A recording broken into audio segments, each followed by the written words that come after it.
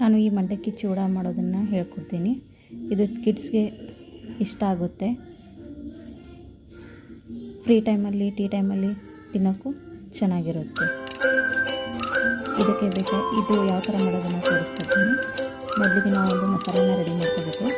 ಸಿಪ್ಪೆ ಸಹಿತ ಬೆಳ್ಳುಳ್ಳಿ, ಓಂಕಾಳು ಡೈಜೆಷನ್ ಸರಿಯಾಗುತ್ತೆ ಅಂತ, 2 ಟೀ ಸ್ಪೂನ್ ಜೀರಿಗೆ, ಇವನ್ನೆಲ್ಲ ಒಂದು ತರಿತರಿಯಾಗಿ ರುಬ್ಕೋಬೇಕಾಗುತ್ತೆ. ಮೊದಲಿಗೆ ಮಂಡಕ್ಕಿನ ಬಿಸಿ ಮಾಡ್ಕೊಳ್ಳೋಣ. ಎಣ್ಣೆ ಬಿಸಿ ಮಾಡ್ಕೊತಿದ್ದೀನಿ. ನಾನು ಆಲ್ರೆಡಿ ಹುರ್ಕೊಂಡು ಶೇಂಗಾನ ತೊಗೊಂಡಿದ್ದೀನಿ. ಭಾಳಷ್ಟು ಏನು ಹುರ್ಕೊಳ್ಳೋದು ಅವಶ್ಯಕತೆ ಇಲ್ಲ, ನೋಡ್ಕೊಂಡು ಮಾಡ್ಕೊಳ್ಳಿ. ನೆಕ್ಸ್ಟ್ ಸೌಂಡ್ ಕಮ್ಮಿ ಆಗಿ ಕಲರ್ ಚೇಂಜ್ ಆಗೋವರೆಗೂ ಸಾಳಿಸ್ಕೋಬೇಕು. ನೆಕ್ಸ್ಟ್ ಇದು ಸಾಕಾಗುತ್ತೆ ತಕ್ಕೊಳ್ಳೋಣ. ಇದೇ ಎಣ್ಣೆಯಿಂದ ಒಗ್ಗರಣೆ ಕೊಡೋಣ.